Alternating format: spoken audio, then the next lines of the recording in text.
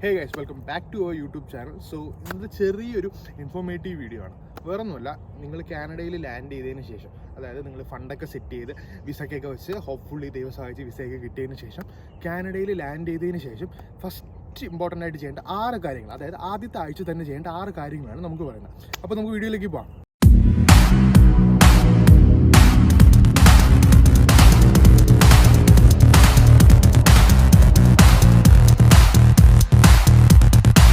Hey guys, അപ്പോൾ എല്ലാവർക്കും PPR ഒക്കെ വന്നു എന്ന് ഞാൻ പ്രതീക്ഷിക്കുന്നു. സോ എന്താ പറയുക, PPR ഒക്കെ വന്ന് നിങ്ങൾ ഫ്ലൈറ്റ് ടിക്കറ്റ് എടുത്തു കഴിഞ്ഞാൽ നിങ്ങൾ ഫസ്റ്റ് ചെയ്യേണ്ട കാര്യം എന്ന് പറയുന്നത് ഒരു പ്രോപ്പറായിട്ടൊരു അക്കോമഡേഷൻ സെറ്റ് ചെയ്യുക എന്നുള്ളത്. അതായത് നമ്മൾ ഇന്ത്യയിലിരുന്ന് അക്കോമഡേഷൻ സെർച്ച് ചെയ്യുന്ന സമയത്ത് നമുക്ക് പല രീതിയിലുള്ള ചലഞ്ചസും ഫേസ് ചെയ്യുന്നുണ്ട്. അതായത് നമുക്ക് കനേഡിയൻ നമ്പറില്ല ഇങ്ങോട്ട് കോൺടാക്ട് ചെയ്യാനായിട്ട്. ഇവിടെ നമുക്ക് ഇപ്പം എല്ലാ ന്യൂ കമേഴ്സിനും അവരുടെ റിലേറ്റീവ്സും ഫ്രണ്ട്സും കൂടെ കാണണമെന്നില്ല. സോ അത് കുറച്ച് ചലഞ്ചിങ് ആണ്. സോ ബെറ്റർ നിങ്ങൾ ഫേസ്ബുക്കിലോ കിജിജി എന്ന് പറഞ്ഞ ആപ്ലിക്കേഷൻ ആയിക്കോട്ടെ. ഞാൻ കുറച്ച് വെബ് പോർട്ടൽസ് ഞാൻ നമ്മുടെ ഡിസ്ക്രിപ്ഷനിൽ കൊടുത്തേക്കാം. ഇതിൻ്റെ ഈ ഏരിയയിൽ നിന്ന് ഡിസ്പ്ലേ ചെയ്യാം. അപ്പോൾ ഇന്ന ആപ്ലിക്കേഷനിലേക്ക് കയറി നോക്കുക. അപ്പം അവിടെ ജെന്യൂനായിട്ടുള്ള ഇതുണ്ട്. ബട്ട് നമുക്ക് വീഡിയോ കോൾ ചെയ്ത് എന്താ പറയുക, നിങ്ങൾ അവരുമായിട്ട് കോൺടാക്ട് ചെയ്ത് ഓണേഴ്സുമായിട്ട് അല്ലെങ്കിൽ ഏജൻറ്റുമായിട്ട് കോൺടാക്ട് ചെയ്ത് വീഡിയോ കോൾ ചെയ്ത് ഉറപ്പ് വരുത്തിയതിന് ശേഷം മാത്രമേ പേയ്മെൻറ്റ് ചെയ്യാം. സോ അതാണ് ഞാൻ പറഞ്ഞത്, ആദ്യം നിങ്ങൾ ചെയ്യേണ്ടത് ഒരു പ്രോപ്പർ സ്റ്റേ കണ്ടുപിടിക്കുക എന്നുള്ളത്. അതായത് നിങ്ങൾ കാനഡയിൽ എത്തിയിട്ട് കണ്ടുപിടിക്കുക എന്ന് വെച്ച് കഴിഞ്ഞാൽ ഇറ്റ്സ് പോസിബിൾ. ബട്ട് ഇനിഷ്യലി നിങ്ങൾക്ക് ഒരു Airbnb ഒരു സെറ്റപ്പ് എങ്കിലും നിങ്ങൾക്ക് വേണം. കാരണം ഇവിടെ വന്നിട്ട് നിങ്ങൾക്ക്, ഞാൻ എൻ്റെ വീഡിയോ കണ്ടവർക്ക് അറിയാം, നമ്മളിവിടെ ഈവനിങ് നൈറ്റ് നമ്മളൊരു 8:15 എത്തിയതാണ്. ബട്ട് 4 മണിക്കൂർ പോയിട്ട് വെളുപ്പിനെ നമ്മൾ എത്തിയത്. കാനഡ എന്ന് പറയുന്ന നൈറ്റ് ലൈഫ് ഇല്ലാത്തൊരു കൺട്രിയാണ്. എൻ്റെ ഈ ഒരു 1 മന്ത് എക്സ്പീരിയൻസിൽ നൈറ്റ് ലൈഫ് ഒന്നും ഒരു കാര്യമില്ല. 5:30-6 മണിയാകുമ്പോഴത്തേക്ക് ഇവിടുത്തെ മിക്ക കടകളും പതുക്കെ ഇങ്ങ് ക്ലോസ് ചെയ്യും. അതായത് ടൊറൻറ്റോയിലൊക്കെ കുറച്ചുകൂടെ പിന്നെ ആക്റ്റീവാണ്. ബട്ട് ഈ സ്കാബ്രോ ഏരിയയിലൊക്കെ കുറച്ച് ഡൗൺ ആണ്. സോ നിങ്ങൾ ഇനിഷ്യലി നമുക്കൊരു Airbnb എങ്കിലും നോക്കാതെ വന്നു കഴിഞ്ഞ് ഇവിടെ വന്നിട്ട് നോക്കാമെന്ന് വിചാരിച്ച് കഴിഞ്ഞാൽ സീരിയസ്ലി അത് ഭയങ്കര ടഫായിട്ടുള്ള കാര്യമാണ്. കാരണം പുറത്തിറങ്ങുമ്പോൾ തന്നെ ഏത് സമയമാവുമെന്ന് പറയാൻ പറ്റത്തില്ല. ഇറങ്ങിക്കഴിഞ്ഞിട്ട് നമ്മുടെ അവസ്ഥ നമുക്ക് എവിടെയെങ്കിലും ഒന്ന് ക്രാഷ് ഔട്ട് ആവണോ എന്നുള്ളൊരു മെൻറ്റാലിറ്റിയിലായിരിക്കും വരുന്നത്. സോ നേരത്തെ നിങ്ങൾ സ്റ്റേ ആദ്യം നോക്കി വയ്ക്കുക. അതിന് 3-4 പ്ലാറ്റ്ഫോംസ് ഞാൻ നേരത്തെ പറഞ്ഞ ഡിസ്ക്രിപ്ഷനിൽ കൊടുത്തേക്കാം. കയറി ഒന്ന് ചെക്ക് ചെയ്ത് നോക്കാം. സോ രണ്ടാമത്തെ കാര്യം എന്ന് പറയുന്നത് സിൻ നമ്പറാണ്. നിങ്ങളുടെ കാനഡയിൽ ലാൻഡ് ചെയ്തതിന് ശേഷം ആദ്യം ചെയ്യേണ്ട കാര്യം സിൻ നമ്പർ എടുക്കുക എന്നുള്ളതാണ്. അതായത് നിങ്ങൾക്ക് ഇത് എയർപോർട്ടിൽ നിന്ന് തന്നെ എടുക്കാമെന്നുള്ളതാണ്. But depends upon the availability and working hours അനുസരിച്ച് ഇത് നമുക്ക് മാറാം. എൻ്റെ നേരത്തെ വീഡിയോ കണ്ടവർക്കറിയാം, ഞാൻ വന്നിട്ട് ഞാനൊരു 9 മണിക്ക് നൈറ്റ് 9 മണിക്ക് എത്തിയിട്ട് മോർണിംഗ് 4 മണി ആയപ്പോഴാണ് എയർപോർട്ടിൽ നിന്നൊന്ന് ഇറങ്ങിയത്. സോ അറിയാലോ സ്റ്റുഡൻസിൻ്റെ ഇഷ്യൂസും കാര്യങ്ങളും. അപ്പോൾ അത്രയും ആൾക്കാരുണ്ട്. സം ടെക്നിക്കൽ ഇഷ്യൂസൊക്കെ വരുവാണെങ്കിൽ നമുക്ക് സിൻ നമ്പർ അവിടെ നിന്ന് എടുക്കാൻ പറ്റത്തില്ല. സോ നിങ്ങൾ ടെൻഷൻ അടിക്കേണ്ട ആവശ്യമില്ല. നിങ്ങൾ എവിടെയാണോ സ്റ്റേ ചെയ്യുന്നത് അവിടെ നിന്ന് ജസ്റ്റ് ഗൂഗിൾ മാപ്പിൽ ഒന്ന് സെർച്ച് ചെയ്ത് നോക്കുക. Service Canada nearby. ഇവിടെ മിക്ക ഏരിയയിലും സർവീസ് കാനഡ 1-2 ഓഫീസുകളുണ്ട്. സോ നിങ്ങൾ പേടിക്കേണ്ട ആവശ്യമില്ല. ബട്ട് പറ്റുവാണെങ്കിൽ വിളിച്ച് അപ്പോയിൻമെൻറ്റ് എടുത്തിട്ട് പോകാൻ നോക്കുക. ഇല്ലെങ്കിൽ മേ ബി ഞാൻ പോയതുപോലെ ഞാൻ സർവീസ് കാനഡയിൽ പോയ സമയത്ത് എനിക്ക് മോർ ദാൻ 2-3 അവേഴ്സ് അവിടെ വെയിറ്റ് ചെയ്യേണ്ടി വന്നു. എൻ്റെ ഫോട്ടോ ഉണ്ടെങ്കിൽ ഞാൻ ഇവിടെ എവിടെയെങ്കിലും അറ്റാച്ച് ചെയ്തിടാം. കാരണം എനിക്കറിയില്ല ഫോട്ടോ എടുത്തിടണം. കാരണം നല്ല ടൈമായിരുന്നു. ഞാൻ നോർത്ത് യോർക്കിലാണ് പോയത്. അത്യാവശ്യം നല്ല എന്ന് വെച്ചാൽ ടോൾ ബിൽഡിങ്സ് കാര്യങ്ങളൊക്കെ ഉള്ള നല്ലൊരു സ്ഥലമായിരുന്നു. പിന്നെ സ്റ്റുഡൻസ് ആണ് എങ്കിൽ നിങ്ങൾ ടെൻഷൻ അടിക്കേണ്ട ആവശ്യമില്ല. നിങ്ങൾക്ക് കോളേജിലെ ആദ്യത്തെ ദിവസം, അതായത് ഓറിയൻറ്റേഷൻ ഡേയിലെന്ന് നിങ്ങൾക്ക് സർവീസ് കാനഡയിൽ ഒരു സ്റ്റോൾ അവിടെ കാണും. മിക്ക കോളേജിനുണ്ട്, എല്ലാ കോളേജിനും ഉണ്ടോ എന്ന് എനിക്കറിയില്ല. ജസ്റ്റ് നിങ്ങൾ കോളേജ് കിട്ടിയത് നിങ്ങൾ സീനിയേഴ്സായിട്ടൊന്ന് കണക്ട് ചെയ്ത് ലിങ്ക്ഡിൻ വഴി കണക്ട് ചെയ്ത് കഴിഞ്ഞാൽ അതിനെക്കുറിച്ച് ഡീറ്റെയിൽസ് അറിയാൻ പറ്റും. ഇല്ലെങ്കിൽ കോളേജ് റെപ്രസെൻറ്റേറ്റീവ്സ് കാണുമല്ലോ, ജസ്റ്റ് അവരുടെ അടുത്തൊന്ന് എൻക്വയറി ചെയ്ത് വയ്ക്കുക. നിങ്ങൾക്ക് ഓറിയൻറ്റേഷൻ ഡേയിൽ ഇങ്ങനെ സിൻ നമ്പർ എടുക്കാനുള്ള എന്തെങ്കിലും വഴിയുണ്ടോ ജസ്റ്റ് ഒന്ന് എൻക്വയറി ചെയ്യും. മിക്ക കോളേജസിലും ഉണ്ട്. ഞാൻ എൻ്റെ ഫ്രണ്ട്സും കോൺടാക്ട്സും ആയിട്ടുള്ളവർക്ക് ഞാൻ അന്വേഷിച്ചിടത്തും മിക്കയിടത്തും ഉണ്ട് എന്നാണ് ഞാൻ അറിഞ്ഞിട്ടുള്ളത്. സോ അവിടെ നിങ്ങൾക്ക് എടുക്കാൻ പറ്റും. എൻ്റെ വൈഫ് പുള്ളിക്കാരുടെ കോളേജിൽ നിന്ന് സിൻ നമ്പറും കാര്യങ്ങളൊക്കെ എടുത്ത്. സോ ഈ സിൻ നമ്പർ എന്ന് പറയുന്നത് നമ്മുടെ നാട്ടിലെ ആധാർ പാൻ എന്നുള്ള രീതിയിൽ ഉള്ളൊരു ഐഡൻറ്റിഫിക്കേഷനാണ്. നമുക്ക് 2 ഇയേഴ്സ് 3 ഇയേഴ്സ് എന്നുള്ള രീതിയിൽ ടെമ്പററി സിന്നാണ് തരുന്നത്. അതായത് നമുക്കിപ്പോൾ സ്റ്റുഡൻ്റ് ആയിട്ടോ വർക്ക് പെർമിറ്റിൽ വരുന്നവർക്കോ ആ ഒരു ഇതിലേക്കാണ് സിൻ നമ്പർ തരുന്നത്. സോ ഇത് നമുക്ക് നമ്മുടെ എംപ്ലോയർക്കും ബാങ്കിൽ നമ്മൾ അക്കൗണ്ട് തുടങ്ങുമ്പോഴും മാത്രമേ യൂസ് ചെയ്യാൻ പാടുള്ളൂ. സോ മൂന്നാമത്തെ കാര്യം എന്ന് വെച്ച് കഴിഞ്ഞാൽ കാനഡയിൽ ലാൻഡ് ചെയ്ത ഉടനെ നിങ്ങൾ എടുക്കാനുള്ളത് നമുക്ക് ഒരു ഫോൺ നമ്പറാണ്. അതായത് നമുക്ക് കനേഡിയൻ സിം വേണം. ഈ സിം എടുക്കാനായിട്ട് പല രീതിയിലുണ്ട്. നമുക്ക് നാട്ടിൽ നിന്ന് തന്നെ എടുക്കാം, ഇല്ലെങ്കിൽ കാനഡയിൽ ലാൻഡ് ചെയ്തതിന് ശേഷം എടുക്കാം. ഇവിടെ കൂടുതൽ ആൾക്കാർ യൂസ് ചെയ്യുന്ന റോജേഴ്സ്, ഫിഡോ, ബെൽ അങ്ങനത്തെ പ്ലാനാണ്. സോ ഇത് നമുക്ക് ഏത് രീതിയിലും വേണം എടുക്കാം. ഇപ്പം മലയാളി 360 ഒക്കെ ആണെങ്കിൽ തന്നെ അവർ പ്രീ ഡിപ്പേഴ്ച്ചർ എന്നും പറഞ്ഞിട്ട് സിം കാര്യങ്ങൾ പ്രൊവൈഡ് ചെയ്യുന്നുണ്ട്. ബട്ട് ഞാൻ എങ്ങനെയാണ് സിം എടുത്തത്, എൻ്റെ സിം എക്സ്പീരിയൻസും ഡിവൈസ് എടുത്തതിൻ്റെ എക്സ്പീരിയൻസും കാര്യങ്ങളും ചെയ്ത് ഞാൻ വേറൊരു വീഡിയോ ചെയ്യുന്നുണ്ട്. സോ താല്പര്യമുള്ളവർക്ക് ജസ്റ്റ് ഒന്ന് കമൻറ്റ് ചെയ്യുക. ഞാൻ ഉടനെ ആ വീഡിയോ ചെയ്തിട്ടുണ്ടായിരുന്നു. അപ്പോൾ നാലാമത്തെ കാര്യം എന്ന് പറഞ്ഞാൽ നിങ്ങൾക്ക് ഒരു ബാങ്ക് അക്കൗണ്ട് സ്റ്റാർട്ട് ചെയ്യാം. നിങ്ങൾ നാട്ടിൽ നിന്ന് GIC എമൗണ്ട് ഒക്കെ ഇട്ടിട്ട് വന്നിട്ടുള്ളത് മിക്കവാറും ഇവിടെ CIBC, സ്കോഷ്യ അങ്ങനെയൊക്കെ പറയുന്ന ബാങ്കിലായിരിക്കും. പറ്റുവാണെങ്കിൽ നിങ്ങൾ ലാൻഡ് ചെയ്ത് നെക്സ്റ്റ് ഡേ തന്നെ ചെന്ന് GIC ആക്ടിവേറ്റ് ചെയ്യുക. സിൻ നമ്പർ ഉണ്ടെങ്കിൽ മാത്രമേ നമുക്ക് GIC ആക്ടിവേറ്റ് ചെയ്യാൻ പറ്റത്തുള്ളൂ. സോ അങ്ങനെ ഒരു കാര്യവും കൂടെ ഉണ്ട്. സോ സിൻ നമ്പർ എടുത്ത് കഴിഞ്ഞാൽ നേരെ ബാങ്ക് അക്കൗണ്ട് സ്റ്റാർട്ട് ചെയ്യുമ്പോൾ ഇവിടെ ലോട്ട് ഓഫ് ബാങ്ക്സ് ഉണ്ട്. Scotia bank, CIBC, BOM, TD bank, അങ്ങനെ കുറേ ഉണ്ട്. നിങ്ങൾക്ക് നിങ്ങളുടെ നിയർ ബൈ ആയിട്ട് ഏതാണോ ഉള്ളത് അതെടുക്കാം. ഇല്ലെങ്കിൽ GIC ബാങ്ക് ഏതാണോ അതെടുക്കുക. കാരണം ഇവിടെ GIC അക്കൗണ്ട് ഉള്ളവരാണെങ്കിൽ നിങ്ങൾക്ക് ക്രെഡിറ്റ് ലിമിറ്റ് കുറച്ച് കൂടുതൽ കിട്ടാൻ സാധ്യതയുണ്ട്. ഇല്ലെങ്കിൽ ന്യൂ കമേഴ്സ് ആയിട്ട് വരുന്ന ആർക്കും ഒരു $1,000 ആയിരിക്കും ക്രെഡിറ്റ് ലിമിറ്റ് ആയിട്ട് വരുന്നത് as per my knowledge. So ഇത് ചെറിയൊരു ആഡ് ഓൺ ആണ്. അതായത് നിങ്ങൾ GIC ഇട്ടേക്കുന്ന ബാങ്കിൽ തന്നെയാണ് സ്റ്റാർട്ട് ചെയ്ത് കഴിഞ്ഞാൽ ചിലപ്പം, it's not sure, but maybe അവർക്ക് നിങ്ങളുടെ ക്രെഡിറ്റ് ലിമിറ്റ് കൂട്ടാനായിട്ട് പറ്റും. കാരണം ഇപ്പോൾ റീസെൻ്റ് ആയിട്ട് എന്താ പറയുക ചേഞ്ച് വന്ന സമയത്ത് അറൗണ്ട് 20,000 സംതിങ് ആണ് GIC എമൗണ്ട്. അതായത് നാട്ടിലെ 12-13 ലക്ഷം രൂപ അടുപ്പിച്ച്. സോ അങ്ങനെയുള്ളപ്പോൾ നമുക്ക് ആ അക്കൗണ്ട് ഇവിടെ മീൻസ് ആ ഒരു ബാലൻസ് ഇവിടെ കാണിക്കാൻ പറ്റുന്നുണ്ട്. 20,000 എന്ന് വെച്ചാൽ ഇവിടെയും നല്ലൊരു ഹ്യൂജ് എമൗണ്ട് തന്നെയാണ്. അത് കാണിക്കാൻ പറ്റുമ്പോൾ നിങ്ങൾക്ക് നിങ്ങളുടെ ക്രെഡിറ്റ് കാർഡിൻ്റെ ക്രെഡിറ്റ് ലിമിറ്റ് കൂടി കിട്ടാനായിട്ട് സാധ്യത കൂടുതലാണ്. കാരണം ഇപ്പം ഞാൻ സ്കോഷ്യ ബാങ്കിലാണ് അക്കൗണ്ട് തുടങ്ങിയിട്ടുള്ളത്, എൻ്റെ വൈഫ് CIBCയിലാണ് അക്കൗണ്ട് തുടങ്ങിയിട്ടുള്ളത്. സോ CIBCയിലെ റെപ്രസെൻറ്റേറ്റീവ് എൻ്റെ വൈഫിൻ്റെ അടുത്ത് പറഞ്ഞ കാര്യമാണ് ഞാനിപ്പോൾ ഷെയർ ചെയ്യുന്നത്. സോ ഇത് എത്രത്തോളം ഫീസിബിളാണ്, പോസിബിളാണ് എന്ന് എനിക്കറിയില്ല. ബട്ട് അൺഫോർച്യുനേറ്റ്ലി എൻ്റെ വൈഫിൻ്റെ GIC എമൗണ്ട് വേറെ ബാങ്കിലായിരുന്നു. സോ മാക്സിമം കനേഡിയൻ ബാങ്ക്സിനെ തന്നെ എടുക്കാൻ നോക്കുക. അതായത് കനേഡിയൻ ആയിട്ട് TD ബാങ്കും സ്കോഷ്യ, CIBC ഇതൊക്കെയാണ് ഇവിടെ കൂടുതലും സ്റ്റുഡൻസിന് പ്രിഫർ ചെയ്യുന്ന ബാങ്ക്. സോ ഇതിനെക്കുറിച്ച് കുറച്ചുകൂടെ ഡീറ്റെയിൽ ആയിട്ട് അറിയാവുന്ന ആരെങ്കിലും ഉണ്ടെങ്കിൽ ജസ്റ്റ് ഒന്ന് കമൻറ്റ് ചെയ്യുക. അത് ബാക്കിയുള്ളവർക്ക് കുറച്ച് ഹെൽപ്ഫുൾ ആയിരിക്കും.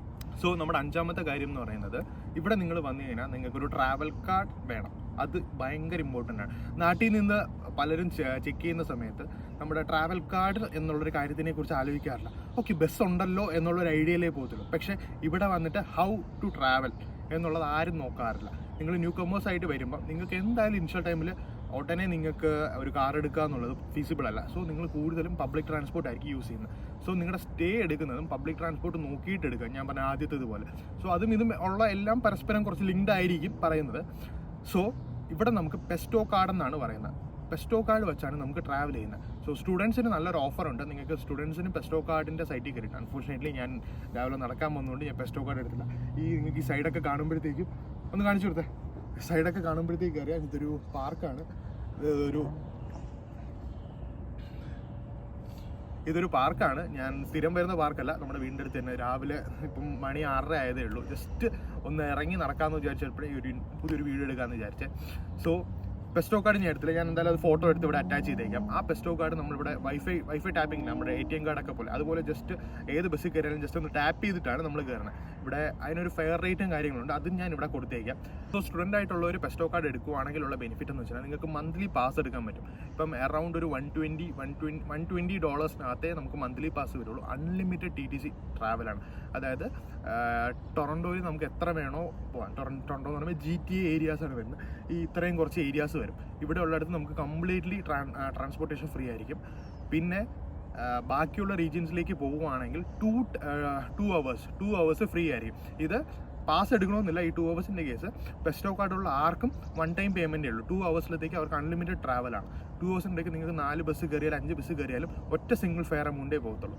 സോ സ്റ്റുഡൻസ് അല്ലാത്തവർക്ക് ഞാൻ പെസ്റ്റോ കാർഡ് സജസ്റ്റ് ചെയ്യത്തില്ല. പെസ്റ്റോ കാർഡ് എടുക്കേണ്ട എങ്ങനെയാണെന്ന് വെച്ച് കഴിഞ്ഞാൽ നമുക്ക് ഷോപ്പേഴ്സ് ട്രാക്കുമായിട്ട്, ഇല്ലെങ്കിൽ പെസ്റ്റോ കാർഡ് എടുക്കുന്ന വെൻഡിങ് മെഷീൻസ് അങ്ങനെ ഇതുണ്ട്. ഇല്ലെങ്കിൽ ലൈബ്രറിയിൽ പോയി കഴിഞ്ഞാൽ, അതായത് പബ്ലിക് ലൈബ്രറിയിൽ പോയി കഴിഞ്ഞാൽ ഫ്രീ ആയിട്ട് നമുക്ക് കിട്ടും. അല്ലാത്തടത്ത് അറൗണ്ട് $4 സംതിങ് നമ്മൾ കൊടുക്കേണ്ടി വരും.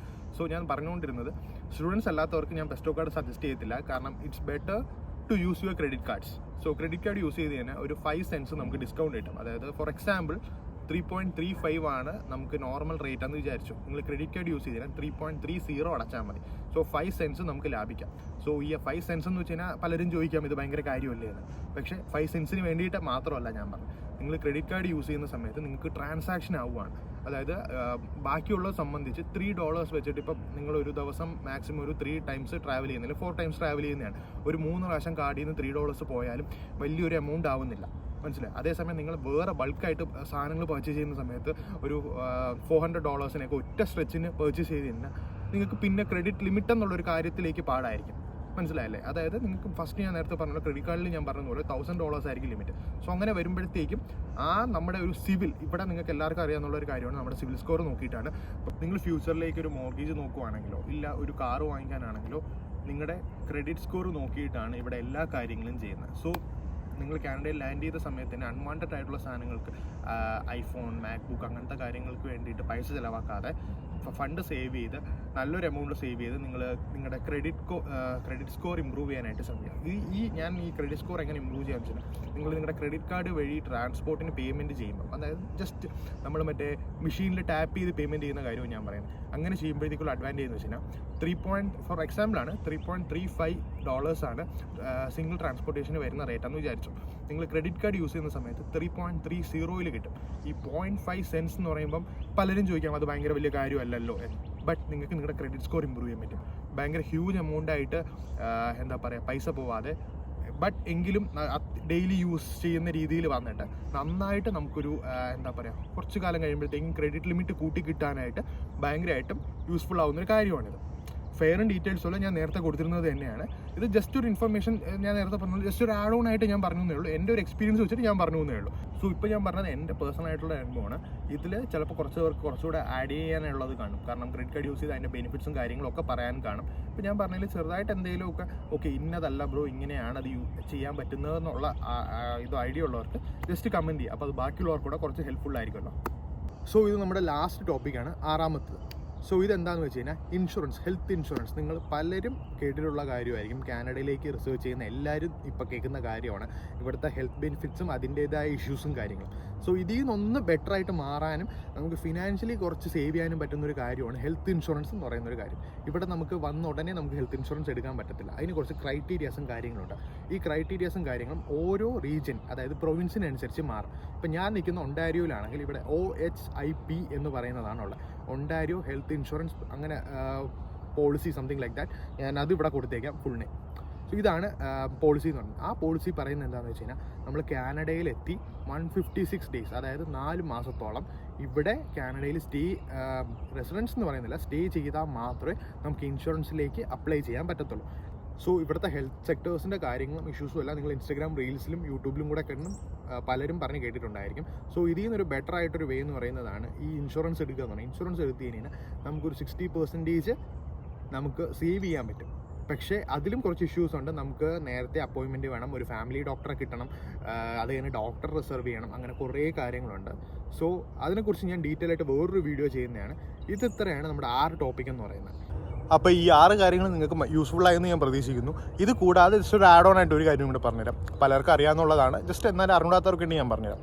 നിങ്ങൾക്ക് നാട്ടിൽ 2 ഇയേഴ്സ് ഡ്രൈവിംഗ് ലൈസൻസ് എടുത്തിട്ട് 2 ഇയേഴ്സ് കഴിഞ്ഞവരാണെങ്കിൽ നാട്ടിൽ നിന്ന് എക്സ്ട്രാക്റ്റ് കൊണ്ടുവരാം. എക്സ്ട്രാക്റ്റ് കൊണ്ടുവന്ന് കഴിഞ്ഞാൽ നമുക്ക് G1 എഴുതിയതിന് ശേഷം ഡയറക്റ്റായിട്ട് നമുക്ക് Gയിലേക്ക് പോകാൻ പറ്റും. ഇവിടെ നോർമൽ G1 എഴുതി കഴിഞ്ഞ് കഴിഞ്ഞാൽ, G1 എന്ന് വെച്ചാൽ നമ്മുടെ നാട്ടിലെ ലേണേഴ്സ് ടെസ്റ്റാണ്. G1 എഴുതി കഴിഞ്ഞ് കഴിഞ്ഞാൽ 1 ഇയർ വെയിറ്റ് ചെയ്താൽ മാത്രമേ നമുക്ക് G2 എഴുതാൻ പറ്റുള്ളൂ. G2 സ്കിപ്പ് ചെയ്യാൻ വേണ്ടിയിട്ടൊരു കാര്യമാണ്. ഡയറക്റ്റായിട്ടും G എഴുതാൻ വേണ്ടിയിട്ടാണ് നമ്മൾ എക്സ്ട്രാക്റ്റ് കൊണ്ടുവരുന്നത്. ഈ എക്സ്ട്രാക്റ്റ് നമുക്ക് നാട്ടിൽ നിന്ന് തന്നെ എടുക്കുക എന്നുള്ളതാണ്. എറൗണ്ട് ഒരു 80 രൂപ, ഇന്ത്യൻ മണി 80 രൂപ നമ്മൾ ഓൺലൈനിൽ പേ ചെയ്തതിന് അപ്പം തന്നെ നമുക്ക് PDF ആയിട്ട് കിട്ടും. ജസ്റ്റ് ഒരു 2-3 കോപ്പി എടുത്തിട്ട് വരിക. ഫോർ ദ സേഫ്റ്റി എന്നുള്ള നിലയ്ക്ക് ജസ്റ്റ് ഡോക്യുമെൻറ്റ് RTO കൊടുത്തൊരു സീലൂടെ അടിച്ചിട്ട് വരാം, ജസ്റ്റ് ബാക്കപ്പിന്. കാരണം ചിലർ സീല് ചോദിക്കുന്നുണ്ട്, ചിലർ ഈ എക്സ്ട്രാക്റ്റ് വാങ്ങിക്കുമ്പോൾ ഡയറക്റ്റായിട്ട് അടിച്ച് തരാറുമുണ്ട്. സോ ബെറ്റർ ഒരു സീലൂടെ അടിച്ചിട്ട് വന്നു കഴിഞ്ഞാൽ നിങ്ങൾക്കത് ഭയങ്കര യൂസ്ഫുൾ ആയിരിക്കും. സോ ഇത്രയാണ് ഇന്നത്തെ ഇൻഫോർമേറ്റീവ് ആയിട്ടൊരു വീഡിയോ. നിങ്ങൾക്ക് യൂസ്ഫുൾ ആയെന്ന് പ്രതീക്ഷിക്കുന്നു. സോ അടുത്ത വീഡിയോ കാണുന്നവരേക്കും ബൈ ഗൈസ്.